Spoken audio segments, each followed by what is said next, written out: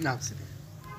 إن الروح هي خضراء شفافة اللون، والسر ساري ما بين اتصال العبد إلى المعبود مباشرة، نعم. ودائما في منتهى المشاهدة نعم. الإلهية. هاي سر الروح. إيه نعم.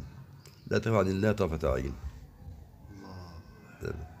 إلا إذا كان الجسد والنفس كثرت فيها الدنائس تحجب عن هذه الرؤية. أبدا، لكن موجودة. موجودة الرؤية. لذلك الله قال: وما سواها فألهمها فجورها تقواها قد أفلح من زكاها. من زكى نفسه إلى الله صبت النفس، أصبحت كالزجاج الصافي. نعم. تشف الروح منها إلى عالمها، عالم الأصلي أبدا، عالم النوراني أبدا، تشف إلى عالمها في الرؤيا. يرى ما كان وما يكون من في السماوات والأراضين. لا زمان ولا مكان، لا أين ولا فين. أبدا، لا. هي أسرار الروح. هي أسرار الروح. اي نعم.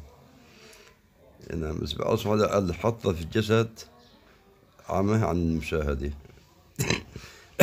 الجسد كثيف. بقى شو بدأ تشوف الروح من الجسد؟ الله أمرنا بالمجاهدة. هي النكش. اي نعم.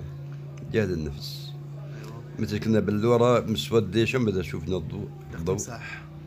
بدأ دبت جلية حتى تطلع شفافة. نعم. شوف من الضوء. وهي رقيقة شفافة. اي نعم. وهي النفس وهي الروح. اي نعم. رق الزجاج وراقت الخمر. أبدا. اي نعم. فشابه الأمر. ما بين الزجاج من ماء. تجلجل الشوق. وشربت الخمر من يدها فكان الخمر إياها.